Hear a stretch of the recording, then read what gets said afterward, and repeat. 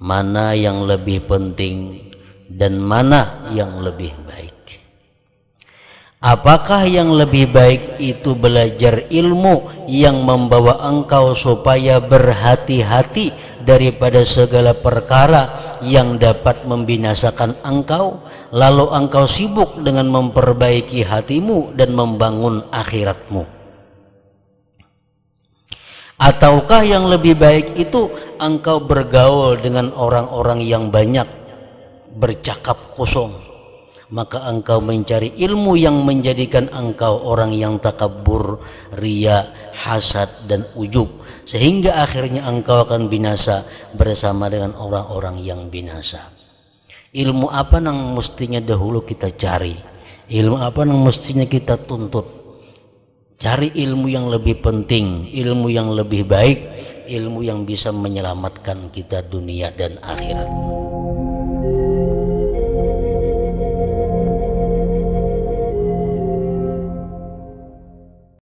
Penjelasan Rasulullah Sallallahu Alaihi Wasallam bagaimana amal ibadah yang dilakukan seorang hamba itu sehingga bisa sampai ke hadirat Allah Subhanahu wa Ta'ala, yaitu ada tingkatan-tingkatan, tahapan-tahapan yang mesti dilalui. Ada 7 penjagaan dari malaikat, sehingga amal dari orang yang takwalah yang bisa sampai ke hadirat Allah Subhanahu wa Ta'ala. Mendengar penjelasan itu, Mu'adz bin Jabal, sahabat Nabi, menangis seraya berkata, "Engkau adalah Rasulullah Sallallahu Alaihi Wasallam, sedangkan aku adalah Mu'adz, hamba Allah yang biasa, bukan Rasul. Maka bagaimana aku dapat selamat dan sejahtera? Kalau engkau, wahai Rasul, Rasulullah, sedangkan aku seorang hamba yang biasa, bagaimana mungkin amal ibadahku bisa sampai kepada Allah?" Lalu Rasulullah Sallallahu Alaihi Wasallam menjawab, "Hendaklah engkau ikuti aku. Hendaklah engkau ikuti aku walaupun hanya dengan sedikit amalan." Sedikit amalan, tetapi ittiba, mengikut dengan Nabi Sallallahu Alaihi Wasallam.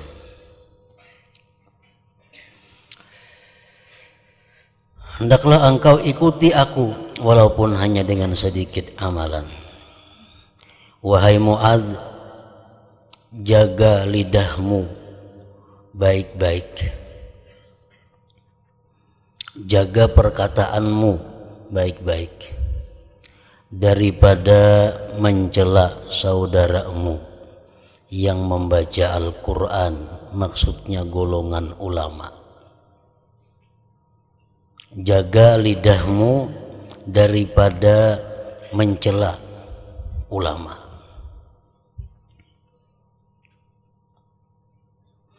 Dan pertanggungkanlah segala dosamu ke atasmu, dan jangan engkau mempertanggungkan dosamu ke atas mereka. Salah satu di antara pemahaman ini adalah, kalau engkau berbuat dosa, wahai Mu'adz, perbuatlah artinya dosa yang hanya untuk pribadimu. Jangan sampai dosamu itu diikuti oleh orang-orang sesudahmu, karena itu merupakan beban tanggung jawabmu nanti di hadapan Allah Subhanahu wa Ta'ala. Sebagaimana ada disebutkan amal jariyah, amal yang mengalir sesudah kita mati. Amal ibadah ada, amal maksiat ada yang mengalir sesudah mati kepada kita. Amal ibadah dalam hadis disebutkan sedekah jariyah, atau ilmu yang yuntafa'u bihi, yang diambil manfaat orang, atau waladin salih yad'ulah, atau anak yang saleh yang mendoakan.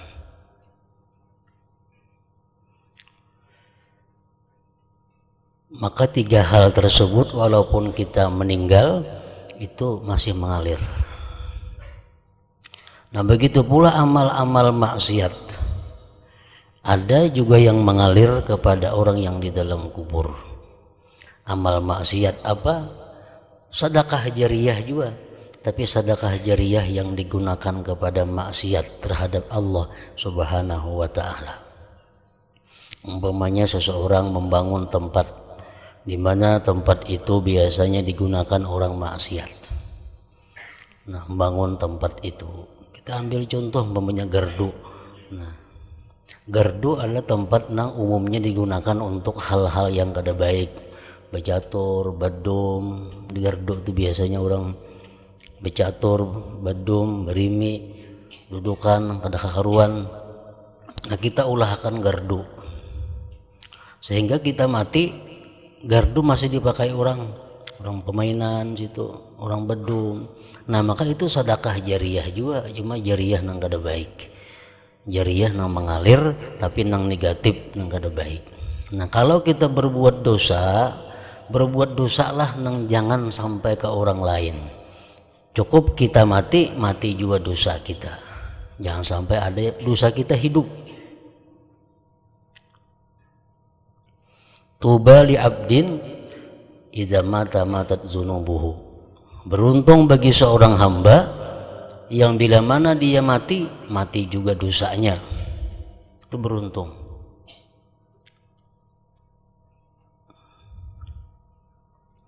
Ilmu yang dimanfaatkan dengannya, ilmu kebaikan, bagus.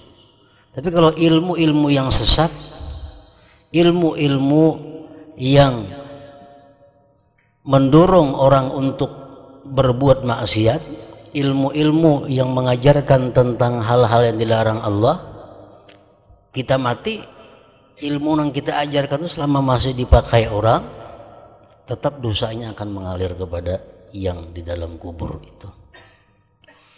Misal kita ada mengarang kitab atau mengarang buku yang mana di situ ada kemaksiatan,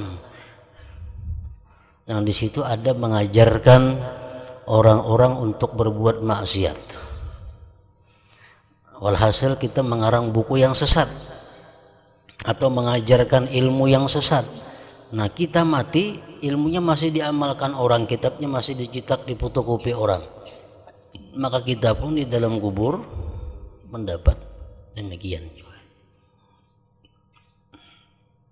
Termasuk di situ adalah inisiatif atau pikiran-pikiran, ide-ide nang kada bagus. Ini mempunyai gagasan, mempunyai pemikiran macam ini, lalu ditiru orang, dicontoh orang, sampai ia mati masih dipakai orang saran-saran nang kada baik itu. Nah, itu termasuk nang mengalir ke dalam kuburnya. Sebagaimana sabda Nabi yang mengatakan, artinya setiap kali ada pembunuhan di muka bumi yang tidak benar, maka anak Adam yang pertama mendapat bagian dari dosanya. Kenapa? Li'annahu sannal qatal, karena dialah orang yang pertama-tama mengajarkan pembunuhan itu. Nah,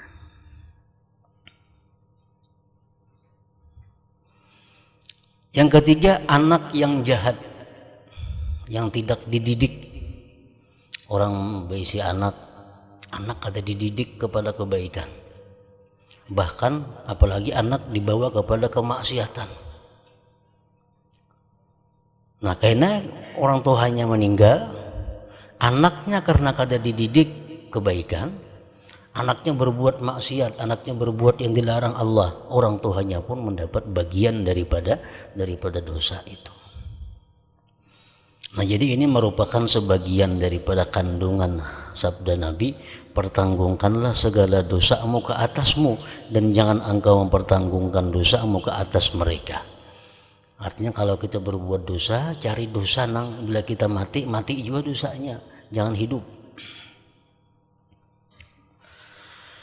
Dan jangan engkau menganggap dirimu bersih.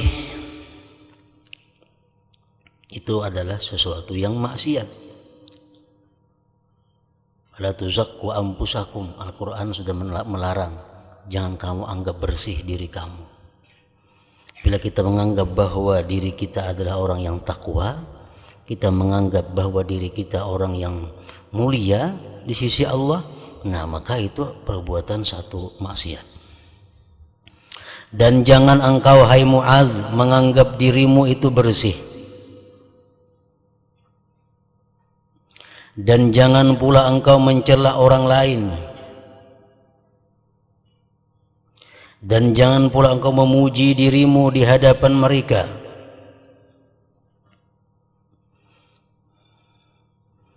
Dan jangan pula engkau memuji dirimu di hadapan mereka. Mengisahkan tentang keutamaan diri di hadapan mereka. Nah, itu adalah sesuatu yang dilarang oleh Allah. Wahai Mu'adz, jangan pula engkau memuji dirimu di hadapan mereka. Dan jangan engkau campurkan urusan dunia di dalam urusan akhirat. Artinya kalau kita memperbuat amaliyah akhirat, maka murnikanlah itu karena Allah. Jangan dicampuri dengan urusan-urusan yang sifatnya keuntungan duniawi. Dan jangan engkau menyombongkan diri di dalam majelismu. Nanti orang ramai akan takut kepadamu karena kejahatanmu. Dan jangan engkau berbisik kepada seseorang sedangkan seseorang lagi ada di sisimu.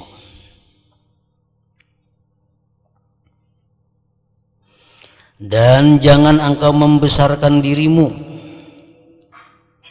maka akan terputus daripadamu segala kebaikan di dunia dan di akhirat. Dan jangan engkau carikan pecah belah akan manusia. Jangan mengadu domba orang. Maka akan dikaup oleh anjing-anjing api neraka pada hari kiamat nanti.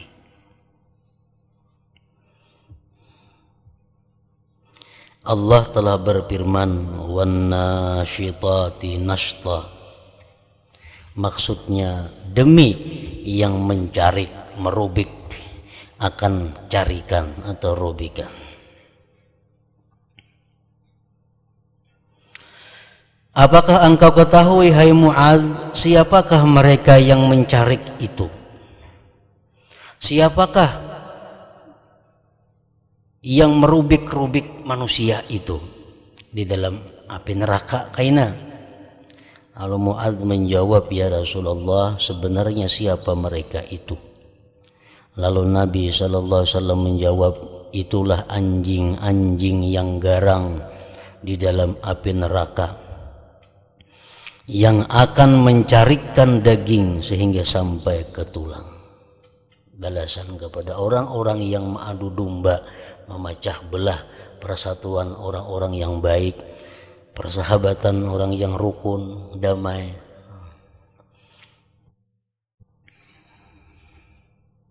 Mu'adz bertanya, ya Rasulullah, siapakah orang yang mampu melaksanakan segala perkara yang engkau sebutkan tadi?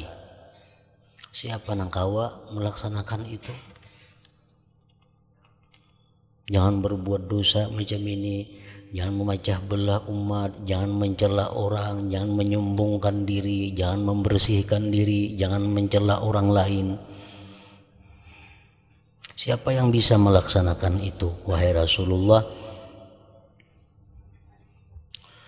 Dan siapakah yang akan selamat daripada siksaan itu? Nabi SAW menjawab, itu sebenarnya mudah bagi orang yang dimudahkan oleh Allah Subhanahu wa ta'ala. Melaksanakan perintah-perintah Allah itu sebenarnya mudah. Menjauhi larangan-larangan Allah itu gampang bagi orang-orang yang dimudahkan oleh Allah Subhanahu wa ta'ala.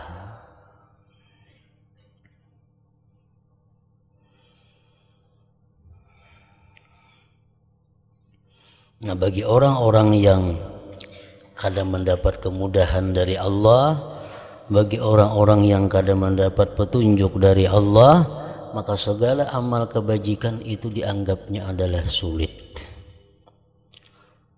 Segala amal ibadah dirasakannya payah. Nah, itu orang-orang yang tidak mendapat hidayah dari Allah, orang-orang yang tidak dimudahkan oleh Allah.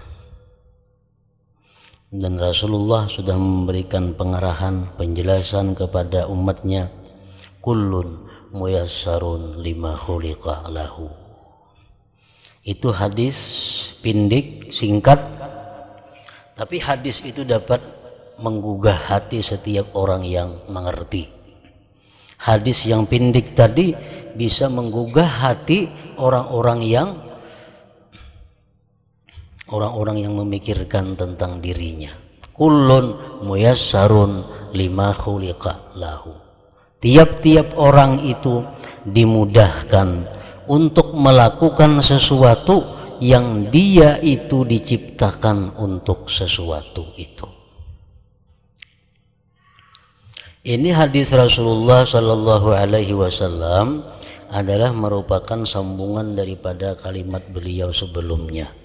Ujar beliau mengatakan bahwa Allah menciptakan manusia dan sudah Allah tentukan ini orang-orang yang akan menghuni surga Allah, ini orang yang bakal menghuni neraka Allah. Itu kada akan berubah lagi. Sudah di masa azali, di masa yang dahulu kala, sebelum kita wujud ke alam dunia ini, sudah ada nama kita dan tempat yang bakal kita tempati.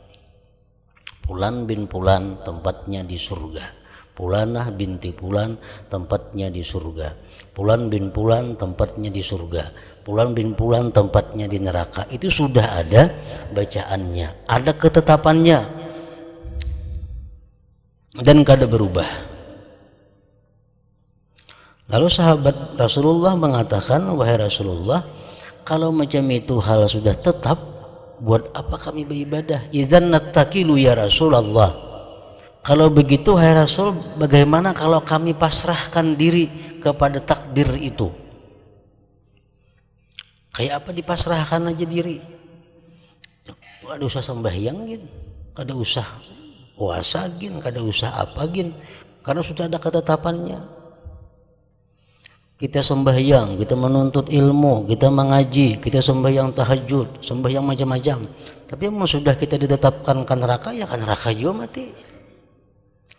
Orang berzina, orang makan riba, berjudi, segala macam maksiat dilakukan. Tapi kalau ingin ditetapkan ahli surga, ya sudah ke surga juga matinya. Idzan nattakilu ya Rasulullah. Kalau begitu kita bertawakal aja ya Rasulullah.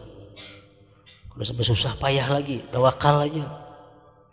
Nah, Rasulullah menjawab dengan sebuah hadis yang terkenal, hadis yang pendek tadi, kullun muyassarun lima khuliqa lahu. Kullun muyassarun lima khuliqa lahu. Tiap-tiap orang itu dimudahkan untuk memperbuat sesuatu yang dia diciptakan untuk sesuatu itu. Kalau kita diciptakan Allah untuk menghuni surga, kita ditetapkan oleh Allah untuk menghuni surga, kita pasti dimudahkan oleh Allah untuk melakukan amal-amal yang mengarah kepada surga. Kalau orang itu diciptakan Allah sebagai penghuni neraka, dia akan dimudahkan Allah untuk melakukan amal-amal perbuatan yang mengarah kepada api neraka. Nah, bagi orang-orang yang sudah namanya ditetapkan oleh Allah sebagai ahli surga, maka tidak ada amal ibadah yang sulit terhadapinya. Tidak ada larangan-larangan yang sulit dijauhinya. Semuanya itu adalah mudah karena dia memang diciptakan Allah untuk surga. Tapi kalau orang-orang yang diciptakan Allah ke dalam neraka, nanti matinya masuk neraka, ditakdirkan demikian, sembahyang 2 rakaat pun inya rasanya lebih berat daripada mengangkat sekarung beras. Sulit. Walaupun hanya sembahyang 2 rakaat mungkin perlu waktu 2-3 menit untung. Tapi melaksanakan 2-3 menit itu rasanya sulit luar biasa. Nah, ini orang-orang yang sudah alamat-alamat, tanda-tanda ini orang dipersulit berbuat amal surga. Nah, jadi kita di dalam hati kita i'tikadkan, kita camkan dalam diri kita, setiap kali kita sulit berbuat kebaikan, setiap kali kita rasa ngalih untuk memperbuat taat, kita bisiki hati kita, jangan-jangan kami termasuk yang ditulis Tuhan ahli neraka, sakon apa pina sulit berbuat kebaikan. Nah, kullun muyassarun lima khuliqa. Itu hadis pindik itu dapat menggugah hati kita, dapat menggerakkan kita. Baca ini amalan 1000 kali, malah pahnya berarti aku ini kada cocok amalan 1000 kali ini, berarti aku bisa jadi orang ahli neraka. Kerjakannya aku ahli surga, aku inting aja baca 1000 ini. Kenapa aku ngalih benar membaca Quran? Kenapa aku ngalih membaca salawat? Kenapa ngalih aku nuntut ilmu? Malas nuntut ilmu. Barangkali aku ini kada orang ilmu. Barangkali aku ini orang neraka. Jakanya aku orang ilmu, orang surga, kada dengan sulitnya bagi aku ilmu agama itu. Nah, itu. Jadi jar Nabi kita tadi apa? Jar Nabi itu sebenarnya mudah bagi orang yang dimudahkan oleh Allah. Siapa orang yang dimudahkan Allah berbuat kebaikan itu? Orang-orang yang sudah dipastikan oleh Allah sebagai ahli surga. Orang-orang yang sudah ditulis dalam Lauhil Mahfuz itu orang ahlul jannah, orang ahli surga.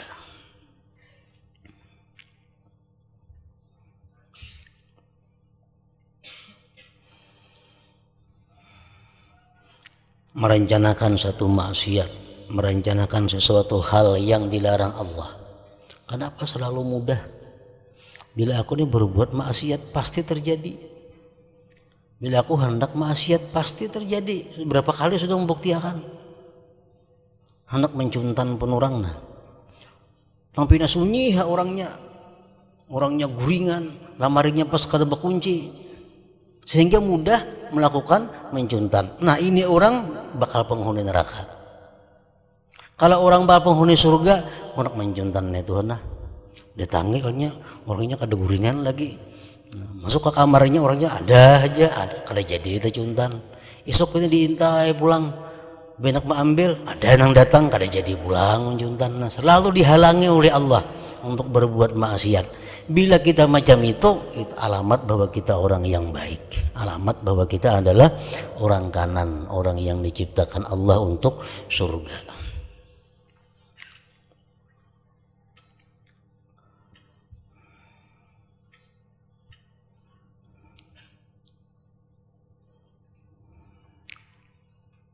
Kawalah dirubah lagi, kada kawan dirubah lagi. Orang tuh ditakdirkan Tuhan sudah di masa azali. Orang tuh di rahim kita nih sudah diberitahukan oleh Tuhan kepada malaikat yang muwakal di rahim ibu. Catat tuh, nah itu orang-orang syakiyun, orang celaka. Kada kau berubah lagi. Walaupun menuntut ilmu, walaupun didoakan oleh siapa aja yang mandu sadunia orang mendoakan inya, kada berubah lagi takdir Allah itu. Fakat jaffal kalam, takdir Allah itu sudah kering tintanya, artinya kada kau dihapus lagi itu. Nah, tinggal kita aja lagi mengetahui diri kita kemana arahnya.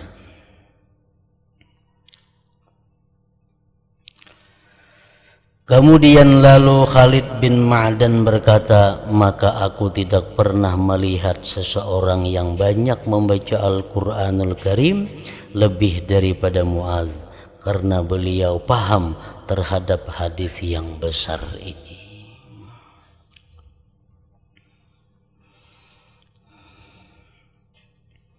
Maka hendaklah engkau renungkan baik-baik perkara-perkara yang terkandung di dalam hadis ini.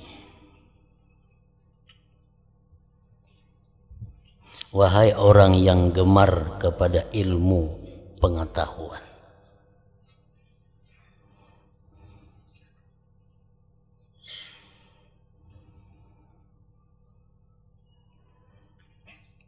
hadis Rasulullah SAW yang tersebut minggu dahulu itu adalah intinya bahwa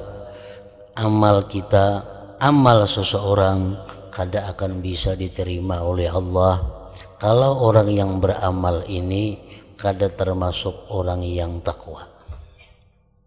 Buktinya orang yang hasad, orang yang gibah, amalnya ditolak di langit pertama. Orang yang punya angkuh ditolak di langit kedua. Orang yang punya ini ditolak di langit takabur, ditolak di langit yang ketiga. Ujub ditolak di langit yang keempat. Hasad ditolak di langit yang kelima. Orang yang kada maras kasih sayang kepada kaum muslimin ditolak juga amalnya. Jadi hasilnya bahwa kita merenungi hadis itu sehingga firman Allah yang menyatakan innama yataqabbalullah minal muttaqin, Allah itu hanya menerima ibadah orang yang takwa. Kalau orang kada takwa, kada akan diterima oleh Allah Subhanahu wa taala. Nah, itu intinya hadis yang besar tadi. Untuk bisa amal ibadah kita ini sah, syaratnya apa? Kita mesti mukmin dan muslim, mesti iman dan Islam. Amal ibadah apapun yang kita lakukan, kalau kita kada beriman, kada berislam, kada sah. Kada sah sudah. Sembahyang Islam syaratnya, puasa Islam, zakat Islam, haji Islam, iman dan Islam. Kalau kita kada beriman, kita kada Islam, amal kada sah. Nah, jadi sahkan amal kita dengan Islam dan iman. Tapi Islam lawan iman kada cukup modal kita. Kalau kada ditambah dengan satu lagi, yaitu apa? Ihsan. Nah, ihsan inilah merupakan sama dengan daripada takwa. Kalau sudah kita iman, Islam dan ihsan, baru kita melakukan satu taat kepada Allah. Nah, taat kita itu diterima oleh Allah. Makanya Jibril bertanya kepada Rasul, wahai Muhammad, apa itu iman? Ya Nabi, al-iman antuk minabillah wa rasuli wa kutubihi. Iman itu artinya rukun Islam ada, rukun iman ada 6 lah kesimpulannya. Wamal Islam, apa itu Islam wahai Muhammad? Islam itu apa? Nah, jadi Nabi kita syahadat, kesimpulannya rukun Islam adalah 5. Wamal ihsan, apa ihsan wahai Muhammad? Jadi Nabi kita anta'budallah ka'annaka tarah fa illam takun tarah fa huwa yarak. Ihsan, bahwa engkau beribadah kepada Allah seolah-olah engkau melihat Allah. Kalau tidak bisa demikian, maka yakinkan bahwa ibadahmu dilihat oleh Allah.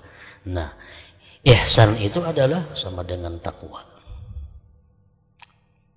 Bila sudah kita iman, Islam dan ihsan, lalu kita memperbuat ibadah, jelas sudah ibadah kita diterima oleh Allah Subhanahu wa taala.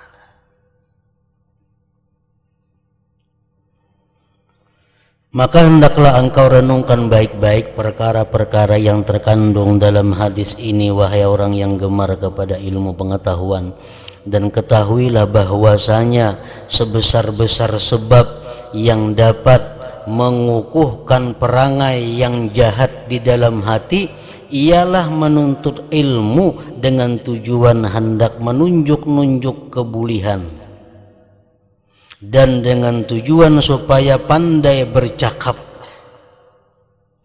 Itu perangai yang paling jahat.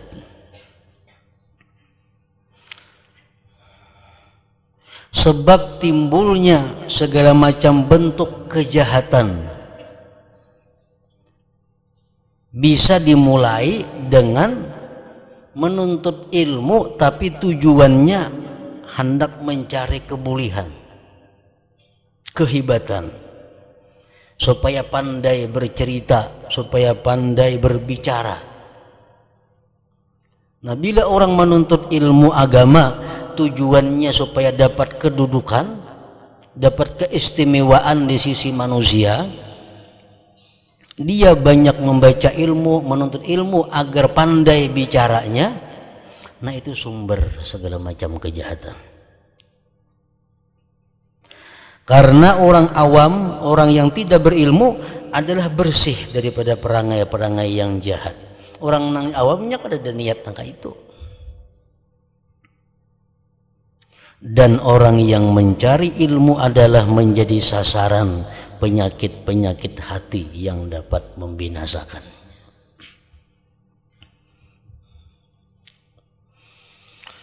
Maka lihatlah pada dirimu dan timbanglah baik-baik, mana yang lebih penting dan mana yang lebih baik.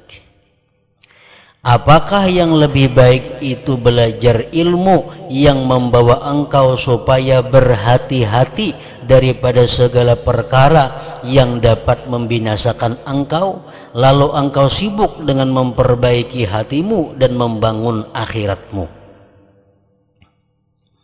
Ataukah yang lebih baik itu engkau bergaul dengan orang-orang yang banyak bercakap kosong, maka engkau mencari ilmu yang menjadikan engkau orang yang takabur, riya, hasad dan ujub, sehingga akhirnya engkau akan binasa bersama dengan orang-orang yang binasa. Ilmu apa yang mestinya dahulu kita cari? Ilmu apa yang mestinya kita tuntut? Cari ilmu yang lebih penting, ilmu yang lebih baik, ilmu yang bisa menyelamatkan kita dunia dan akhirat. Dan ketahuilah olehmu bahwa 3 perkara ini, hasad, riya, dan ujub, ialah asal kepada segala penyakit hati.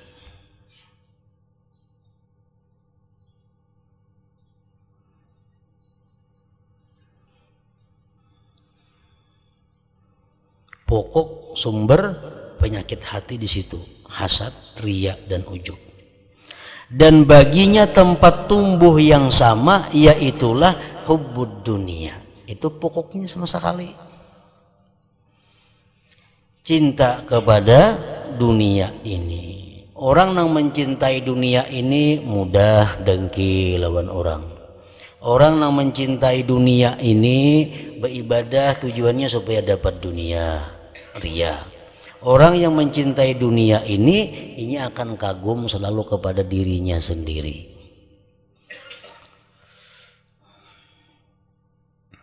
Oleh karena itu Rasulullah Sallallahu Alaihi Wasallam pernah bersabda, hubbud dunya ra'su kulli khati'atin. Artinya cinta dunia itu adalah puncak daripada segala kejahatan. Sumber segala kejahatan adalah mencintai kepada dunia ini. Nah, apa sekarang arti dunia itu?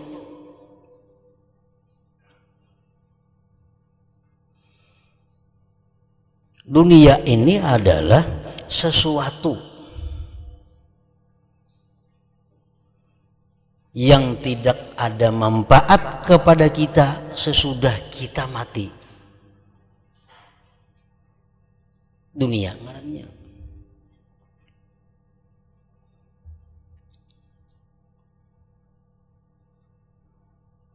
Malayam fa'uka ba'dal maut, sesuatu yang tidak memberi manfaat kepada engkau sesudah mati, itu dunia ngarannya. Apalagi nang mendatangkan siksa sesudah mati, makinnya dunia lagi. Ini nang kada bermanfaat saja kepada kita sesudah mati, itu dunia ngarannya. Nah, sesuatu yang ada pada kita tapi itu bermanfaat kepada kita sesudah mati kita, itu bukan dunia, itu akhirat ngarannya. Kitab contohnya. Nah, kitab ini kita baca, kita pelajari, kita pahami, kita amalkan. Ini kitab ini memberi manfaat kepada kita sesudah mati. Maka kita mencintai kitab ini bukan mencintai dunia ngarannya. Bukan mencintai dunia. Karena kitab ini manfaatnya banyak sesudah kita mati. Duit.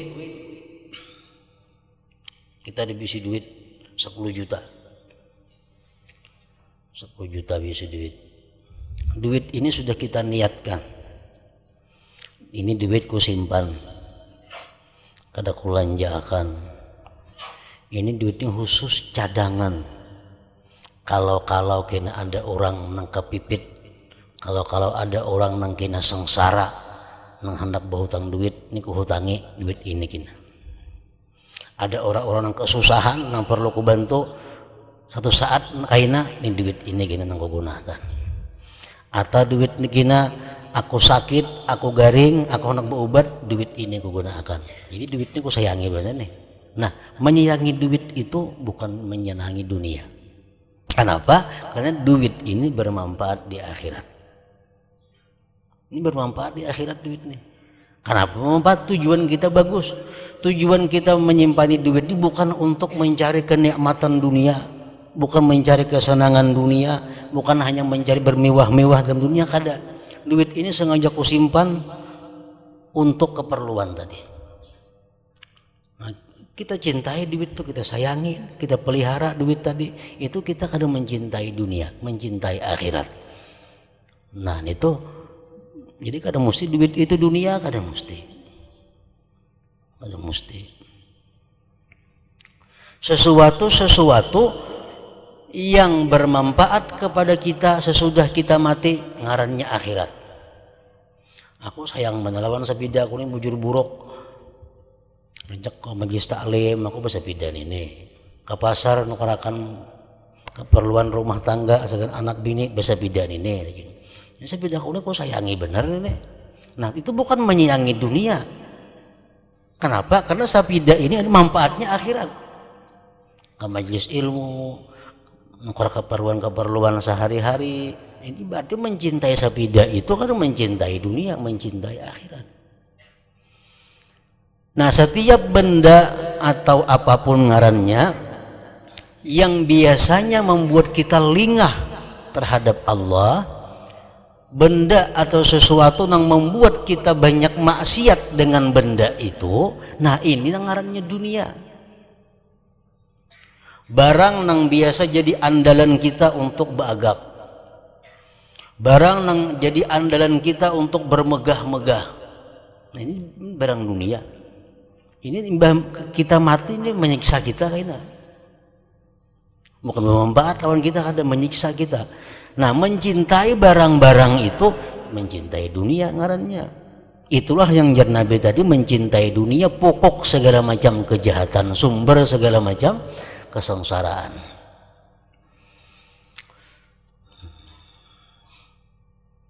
Karena itu Rasulullah SAW bersabda, hubbud dunya ra'su kulli khati'ah.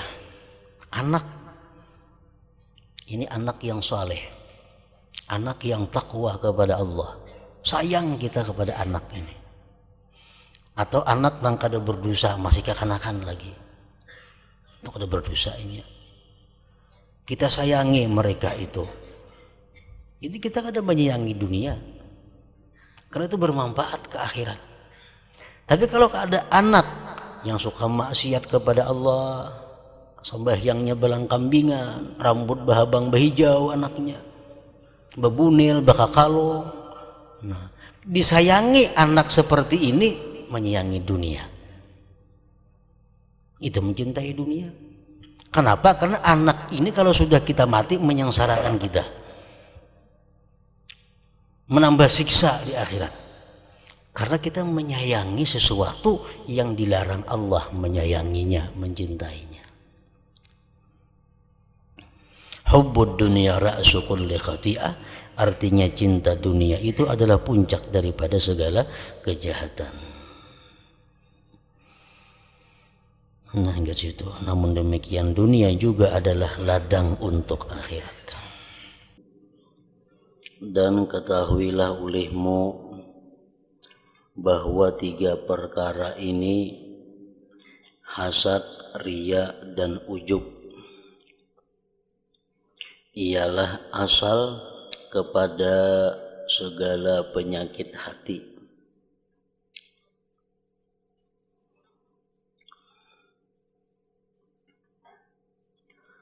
Dan baginya tempat tumbuh yang sama, yaitu hubbud dunia.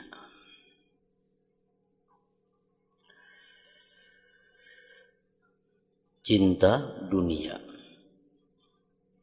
Jadi cinta dunia itu merupakan sumber datangnya hasad. Hubbud dunia sumber datangnya riya, dan hubbud dunia juga sumber datangnya ujub.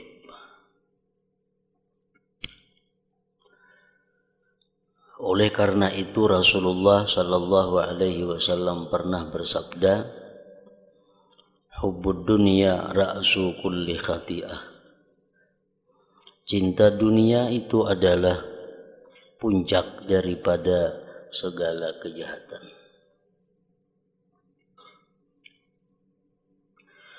Namun demikian, dunia juga adalah ladang untuk akhirat. Namun demikian, dunia juga adalah ladang untuk akhirat. Maka siapa yang mengambil dunia sekedar yang ia perlukan, yaitu sekedar yang digunakannya untuk sampai ke negeri akhirat, maka dunia yang seperti ini adalah ladang akhirat. Dunia yang digunakannya untuk kepentingan-kepentingan ibadah, dunia yang digunakannya untuk mendekatkan diri kepada Allah, nah maka dunia itu adalah bukan lagi sesuatu yang tercela, tetapi merupakan sawah atau ladang akhirat. Tetapi siapa yang mengambil dunia hanya semata-mata untuk mencari kesedapan dan kebahagiaan, maka dunia itu pasti akan membinasakannya. Dunia hanya diambilnya, dunia hanya dipakainya untuk bersenang-senang, dunia hanya dipakainya untuk bersedap-sedap, dunia hanya dipakainya untuk bermewah-mewah. Nah, itulah dunia yang mencelakakan seseorang.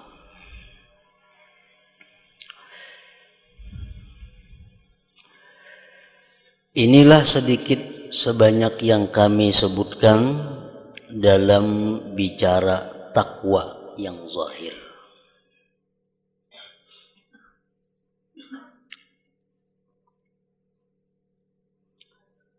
Seperti memelihara anggota-anggota tubuh daripada yang diharamkan Allah. Nah, itu merupakan bicara takwa yang zahir. Bicara bagaimana menjaga mata, menjaga tangan, menjaga kaki, menjaga telinga daripada hal-hal yang dilarang Allah. Nah, maka itu masalahnya takwa yang zahir, yang merupakan permulaan jalan dalam menuju hidayah.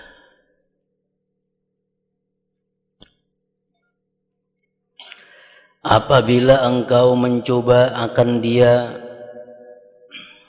dan engkau dapati nafsumu dapat mengikutinya, Kita sudah membaca bagaimana dosa-dosa yang ada di telinga, kalau kita dapat menjauhinya.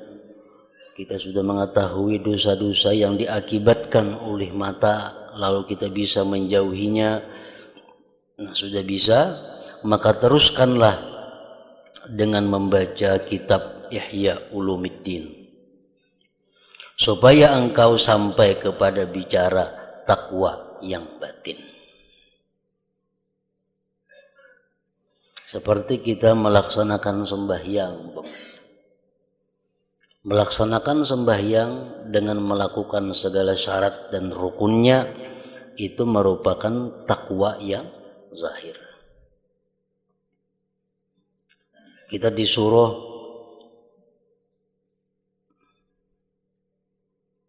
berwudu.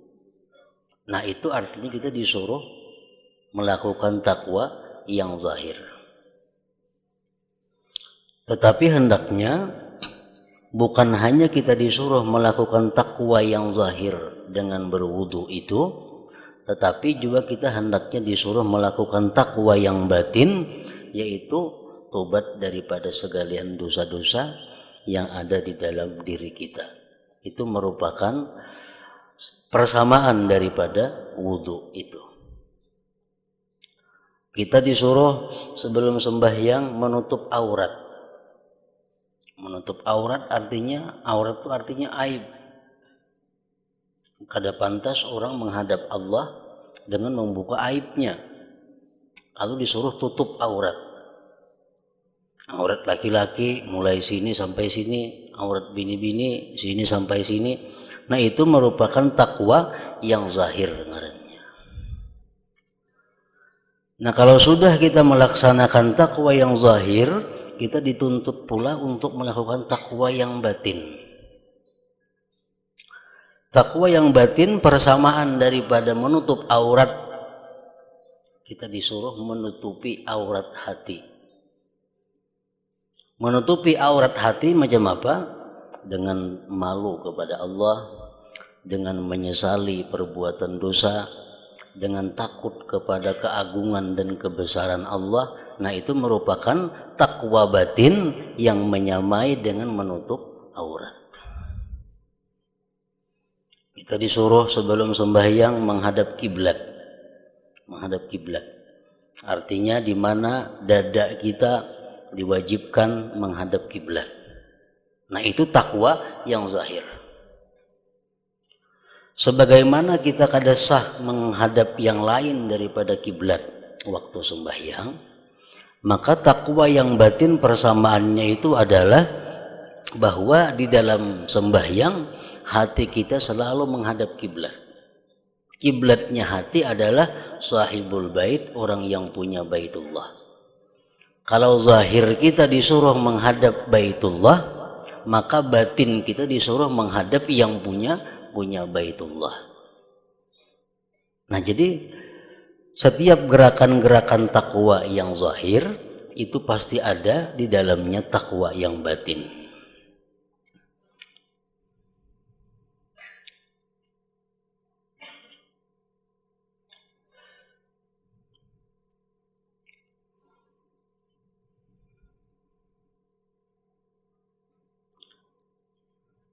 Kemudian setelah itu, apabila hati nuranimu telah engkau penuhkan dengan takwa, sudah penuh hati dengan takwa. Jadi bukan hanya zahir yang berpakaian dengan takwa, tetapi hati kita pun sudah kita isi dengan takwa yang batin tadi. Maka ketika itulah akan terbuka hijab, akan terbuka dinding antaramu dan antara Tuhanmu. Dan akan terbuka pula bagimu segala cahaya ma'rifat, dan akan mengalir daripada hatimu pancaran hikmah, dan akan jelaslah bagimu segala rahasia alam mulki, alam yang nampak di mata, dan rahasia alam malakut, alam yang tidak tampak di mata. Kalau sudah takwa zahir kita jalankan, diiringi dengan takwa yang batin. Tadi misalnya kita berwudu, sekaligus kita melakukan tobat kepada Allah. Kita menutupi aurat hendak sembahyang, sekaligus kita menutupi dosa-dosa hati kita. Kita tutupi dosa hati kita dengan menyesal, dengan malu kepada Allah, dengan takut kepada Allah. Kita arahkan badan kita menghadap kiblat, sekaligus hati kita arahkan menghadap yang punya kiblat. Nah, kalau kita sudah bisa demikian, kita akan diberi Allah penglihatan mata hati, sehingga mata kita bisa kita gunakan untuk melihat alam nyata, alam dunia ini, dan mata hati kita pun bisa melihat apa yang terjadi, apa yang sebenarnya dilihat oleh mata itu. Kita ambil contoh orang-orang yang diberi Allah penglihatan mata hati. Diriwayatkan kisah yang sudah kita ketahui bersama tentang Imam Ghazali. Imam Ghazali ini seorang ulama besar, boleh dikatakan Sayyidul Musannifin. Beliau sangat banyak mengarang kitab dari berbagai macam disiplin ilmu. Nah, ading Sidin bernama Ahmad Al-Ghazali. Ading Sidin bernama Ahmad Al-Ghazali. Imam Ghazali, beliau seorang ulama besar dan sekaligus jadi imam di Masjid Jami. Tiap waktu Sidin jadi imam, ading Sidin Ahmad Ghazali itu kadang mau ikut waktu itu lawan Imam Ghazali. Kadang mau ikut waktu itu. Imam Ghazali mengetahui hal demikian, melapor kepada mamanya. Itu mah pada hipang ading tuh nah, supaya sembahyang mengikut ulun. Kayaknya munnya kadang mengikut ulun supan, dikira nang apakah kena ada kelakuan ulun yang kurang baik, ada akhlak yang kurang baik, sampai ading itu kadang mengikut ulun sembahyang. Nah, kemudian disuruh mamanya adingnya tadi mengikut Imam Ghazali sembahyang berjamaah di Masjid Jami itu. Begitu sampai di masjid, Imam Ghazali jadi imam, Ahmad Ghazali tetap kada kawa umpat mengikut Ghazali. Tetap sembahyang sorangan. Nah, kemudian ditakunu Imam Ghazali, kenapa ikan pada umpat aku sembahyang berjamaah, ada umpat mengikut aku. Ujar Imam Ghazali, ujar Ahmad Al-Ghazali, kayak apa ulun hendak umpat mengikut pian, sedangkan ulun melihat pian itu berdarah-darah. Betul najis hatinya kan, darah najis. Sedangkan sedangkan pian berdarah-darah, awak kayak mana mau ikut. Nah, baru Imam Ghazali sadar bahwa waktu sembahyang itu Imam Ghazali keingatan mengarang kitab tentang masalah mutahayyirah, tentang perempuan yang haidnya kada teratur. Kan haid darah kalau. Nah, jadi waktu sembahyang itu Imam Ghazali keingatan masalah haid, masalah darah. Nang ading melihat bahwa Imam Ghazali itu awaknya berumuran dengan darah. Lalu kada kau mengikut. Nah, ini contoh bahwa Ahmad Ghazali ini mempunyai pandangan tentang mata hati beliau, melihat hakikat segala sesuatu. Jadi sebenarnya bentuk manusia ini adalah hakikatnya apa yang ada di dalam hatinya. Ada salah seorang aulia Allah Subhanahu wa taala punya anak, dilamar oleh seseorang. Nah, melamarnya orangnya bagus, sempurna, kata ada kurangnya. Tapi Sidin menolak lamaran itu. Cuma aku terima melamar anakku. Lalu jangan bini Sidin kan apakah jadi diterima? Bapak aku malah menerima lamaran babi ini tuh datang ke sini. Babi nama lamar aku lah menerima. Nah, kenapa demikian? Karena orang yang melamar ini hatinya itu dipenuhi dengan sifat tamak. Hatinya dipenuhi dengan sifat luba. Tamak dan luba itu merupakan sifat babi. Nah, jadi wajah yang dilihat oleh mata hati beliau bukan manusia, ini adalah babi. Nah, jadi hal-hal semacam itu tentang ketajaman mata hati seseorang itu bisa didapatkan apabila sudah menjalankan takwa yang zahir dan takwa yang batin tadi. Itu yang dimaksud dengan terbuka hijab antaramu dan antara Tuhanmu, dan akan terbuka pula bagimu segala cahaya ma'rifat, dan akan mengalir daripada hatimu pancaran hikmah, dan akan jelaslah bagimu segala rahasia alam mulki, alam yang nampak di mata, dan rahasia alam malakut, alam yang tidak nampak di mata. Dan akan mudahlah bagimu mencapai ilmu hakikat yang menjadikan engkau memandang rendah terhadap ilmu yang baru-baru yang tidak ada disebutkan di zaman para sahabat dan para tabi'in radhiyallahu anhu ajma'in.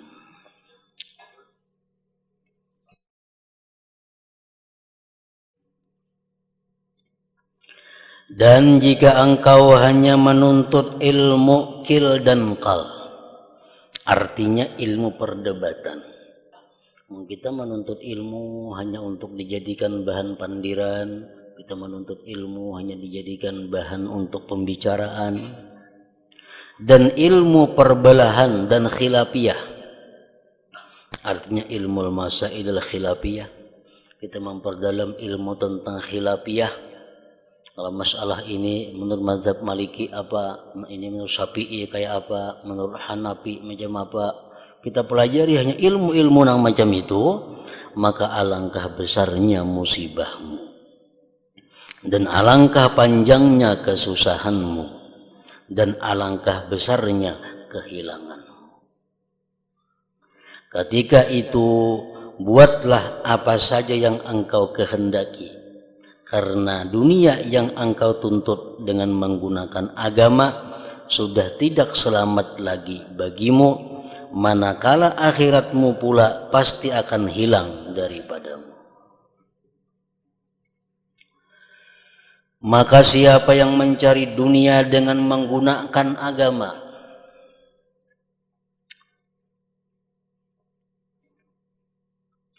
ia akan rugi di dunia dan di akhirat. Dan siapa yang meninggalkan dunia dan memberi penumpuan kepada agama, pasti ia akan untung kedua-duanya sekali. Orang yang beramal, orang yang beribadah karena Allah, orang yang beribadah karena akhirat, otomatis dunia pun diperintah Allah untuk menghampirinya.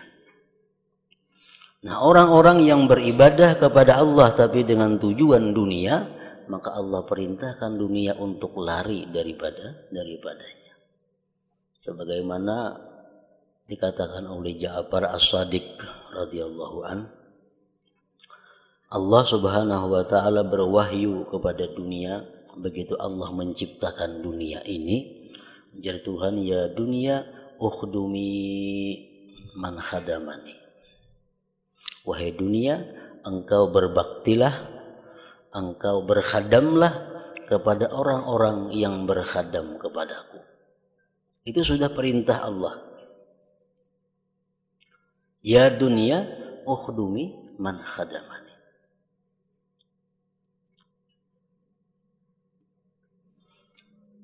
Wahai dunia, engkau berkhadamlah, berbaktilah, mendekatlah kepada orang-orang yang berkhadam kepadaku.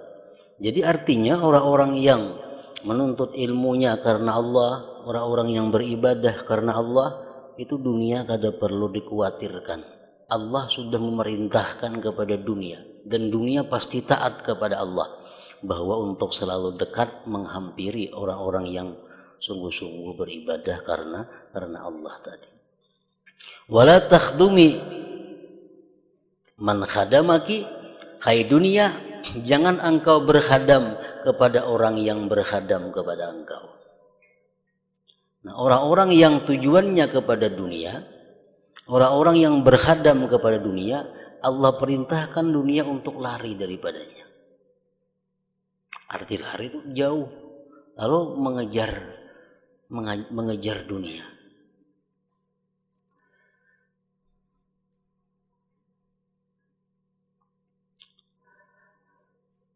Dan siapa yang meninggalkan dunia, artinya hidupnya kadada untuk motivasi dunia.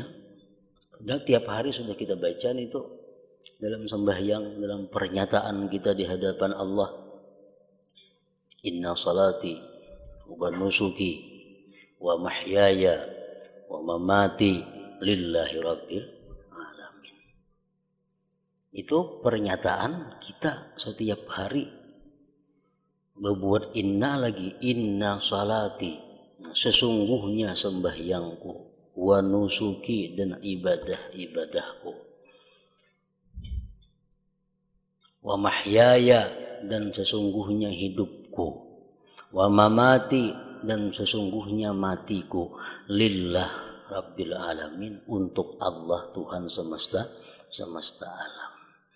Nah, jadi artinya bila mana kita hidup sebagaimana apa yang kita ucapkan setiap hari itu karena Allah, nah maka yang lain daripada Allah diperintahkan untuk membantu kita, untuk berkhadam kepada kita. Maka inilah kata-kata pertunjuk untuk engkau memulakan perjalananmu pada bermuamalah dengan Allah Ta'ala.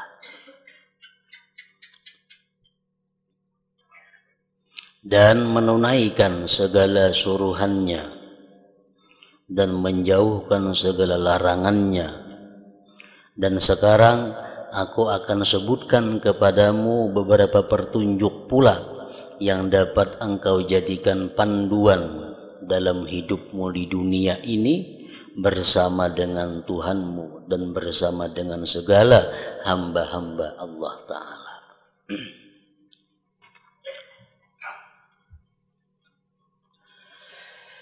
Bahagian ketiga, adab-adab pergaulan dan persahabatan dengan Khalik Tuhan dan makhluk. Satu, adab-adab dengan Allah Ta'ala. Adab apa semalam artinya? Adab artinya apa? Kullu ma yuhmadu qaulan wa fi'la. Tiap-tiap yang dipuji, baik itu perkataan atau perbuatan, itu ngarannya adab.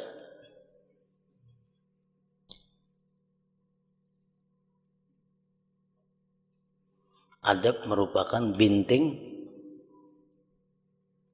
diri kita. Orang yang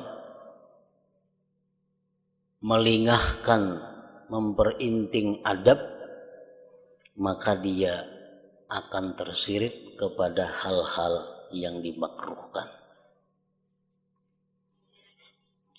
Orang yang sudah terbiasa melakukan hal-hal yang dimakruhkan, dia akan tersirit kepada hal-hal yang diharamkan. Orang yang sudah terbiasa melakukan hal-hal yang diharamkan, dia akan tersirit nantinya kepada hal-hal yang mengakibatkan dia kafir, ingkar kepada Allah Subhanahu wa Ta'ala. Nah, jadi adab ini adalah binting yang pertama. Adab lebih daripada sekedar sunat.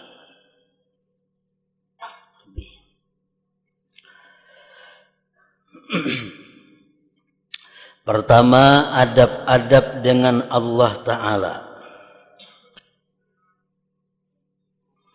Ketahuilah bahwasanya sahabatmu yang tidak pernah bercerai ia daripadamu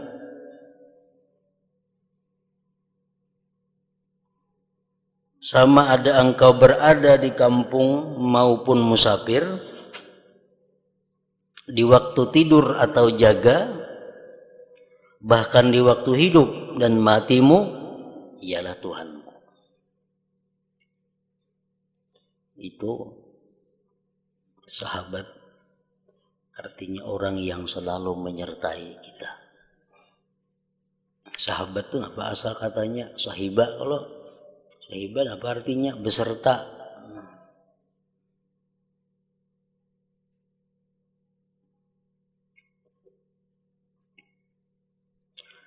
Jadi sahabat yang sebenarnya, orang yang menyertai kita sebenarnya itu adalah Allah Subhanahu wa Ta'ala. Baik kita hidup atau mati. Ialah Tuhanmu dan penghulumu dan penolongmu dan penciptamu.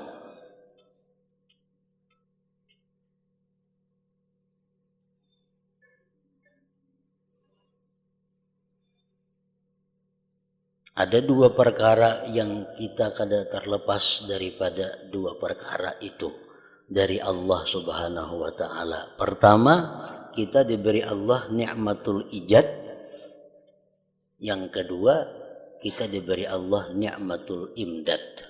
Nah, itu sampai kita kada ada batasnya. Pertama, kita menerima nikmat dari Allah, nikmat diadakan.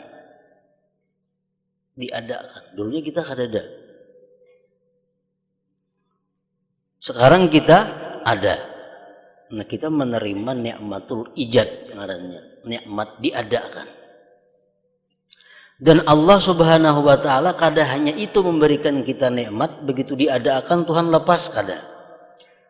Disambung Tuhan dengan nikmatul imdad, nikmat bantuan.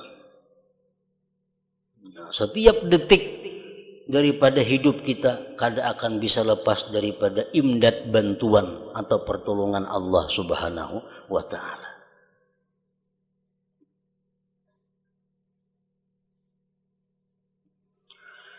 Apabila engkau menyebutnya,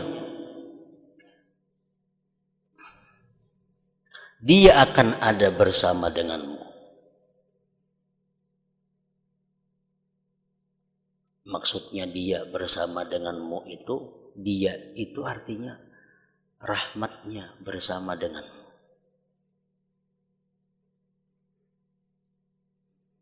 Bila kita sebut Tuhan, bila kita sebut Allah, maka rahmat Allah itu bersama kita.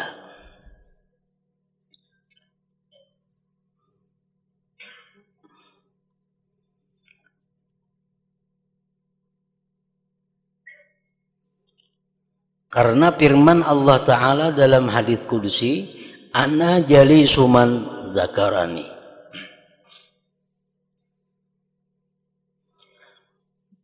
Artinya aku sekedudukan bersama siapa yang mengingatku. Allah tuh semajlis, sekedudukan bersama-sama dengan orang yang mengingatnya. Begitu hati kita ingat kepada Allah, di saat itu kita menerima rahmat dari Allah.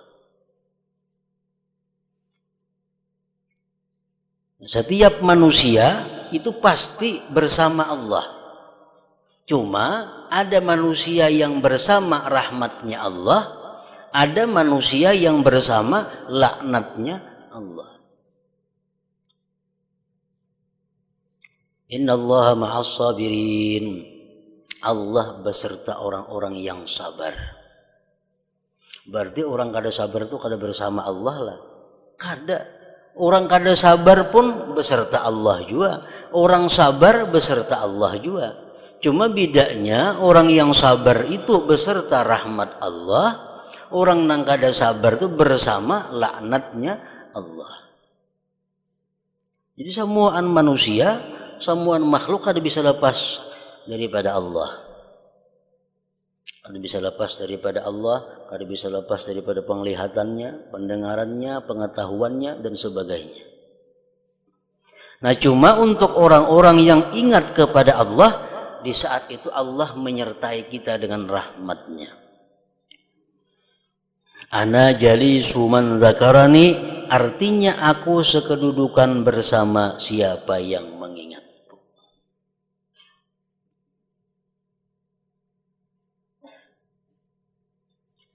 Dan Allah berfirman pula dalam hadis qudsi, ana indal munkasirati qulubuhum min ajli. Artinya, ujar Tuhan, aku di sisi mereka yang hancur hatinya karena mengingatiku.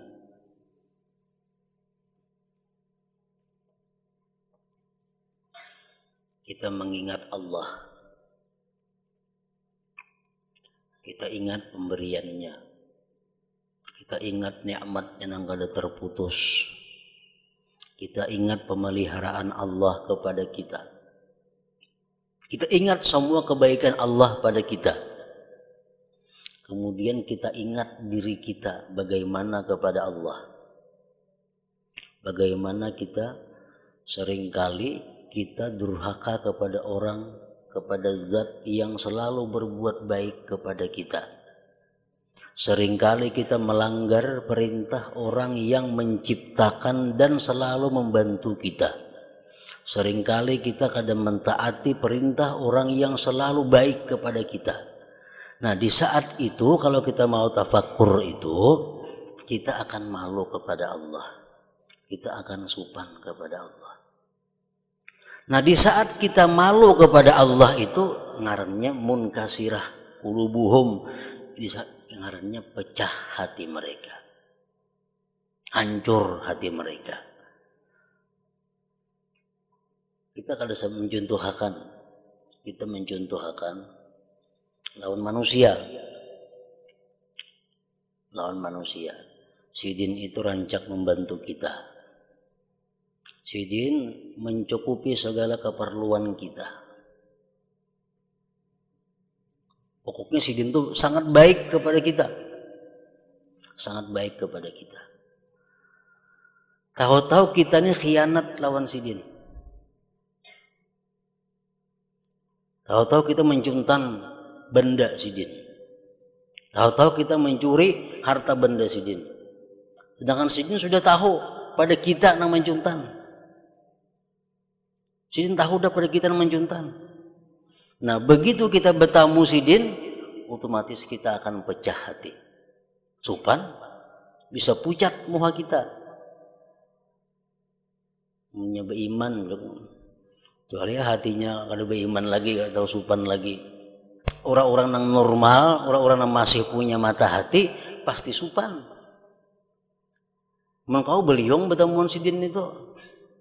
Kenapa? Karena kita kada tahan menyandang malunya hati kita. Selama ini mulai kekanakan sampai dewasa, Sidin memberi makanan kita, menyediakan tempat lawan kita, semuaan dicukupi Sidin. Sekali kita masih aja khianat lawan Sidin, dan Sidin tahu pada kita khianat. Nah, jelas sudah kita kalau bertemuan beliung aja mun kawan itu kasupanan lawan Sidin tuh. Nah, itu ngarannya munkasirah, pecah ngarannya, maksudnya itu hatinya. Nah, kayak itu juga lawan Allah Subhanahu wa taala. Kalau kita mau berpikir bahwa kita menerima nikmat setiap detik kada terhitung. Kita seringkali maksiat, seringkali melanggar perintahnya. Nah, kalau kita ingat itu, lalu kita timbul sopan dalam hati kita. Nah, ketika kita malu itulah Allah bersama kita. Rahmatnya mencurah kepada kita artinya. Aku di sisi mereka yang hancur hatinya karena mengingatiku.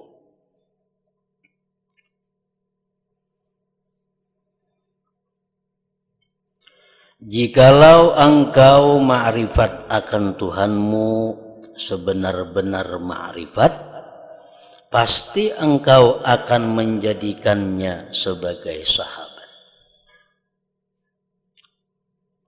Dan engkau meninggalkan yang lain daripadanya.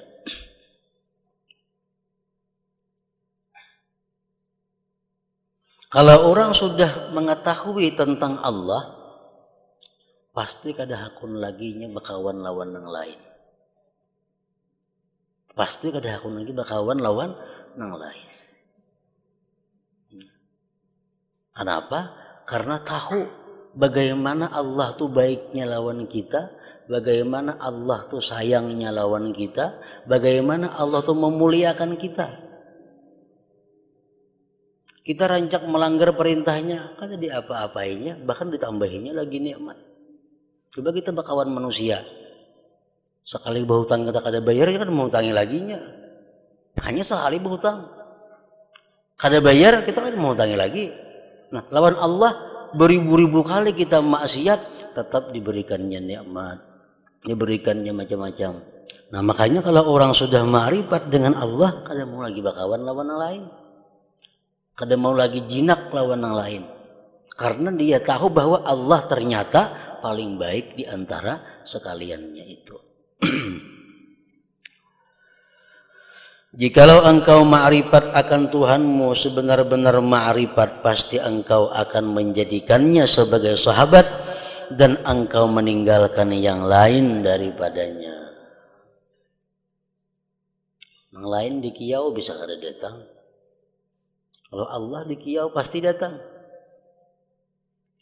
Belum di kiau kita sebut ngarannya aja sudah datang. Namun yang lain, makin kita dalam keadaan susah, makin dalam keadaan sakit, berpuluh kali mengiau bisa pura-pura kada mendengarnya.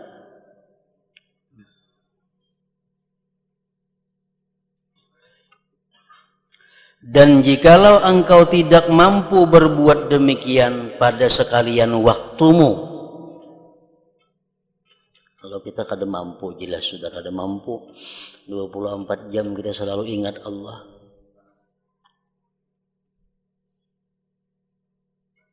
maka janganlah kosong siang dan malammu daripada waktu yang telah engkau tentukan untuk bersunyi diri dengannya. Kita ulah waktu kita berduaan dengan Allah. Siang kita ulah waktu sedikit, malam kita ulah ada waktu. Nang di waktu itu kita kada kawa diganggu orang, siapapun kada kawa mengganggu kita, karena kita sedang berduaan, sedang berhubungan, sedang bermunajat, sedang menyampaikan sesuatu kepada sahabat yang paling setia lawan kita, Allah Subhanahu wa Ta'ala. Jadi kalau kada kawa setiap saat, ujar Sidin, jadiakan waktu, sediakan waktu, siang kah atau malam kah, mana ada waktu kosong, kita sediakan waktu kita. Waktu itu khusus untuk Allah Subhanahu wa Ta'ala.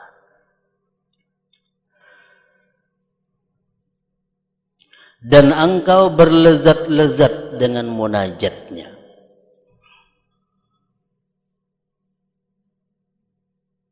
Dan engkau berlezat-lezat dengan munajatnya. Kita berzikir supaya nyaman kayak apa? Kita membaca Quran supaya nyaman kayak apa? Nyaman berzikir, nyaman membaca Quran, itu tergantung iman seseorang. Tergantung iman seseorang. Orang tipis iman, membaca Quran lapah, kada mau nyamannya. Zikir kada mau nyaman. Kenapa? Karena imannya tipis. Imannya tipis. Kalau keimanannya kuat, maka zikir, baca Quran, baca salawat itu akan ada merasakan sesuatu kelezatan, sesuatu kenikmatan.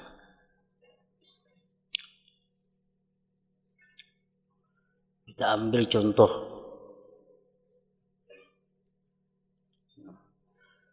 ikam guring, rahatan mengaruh, nyamanannya guring, digarak, bangun, jam ke pasar sumat lah, jam ke pasar sumat tukarakan aku ruku sebungkus. Kini bila ikam datang, ikam kuberi duit 10 juta.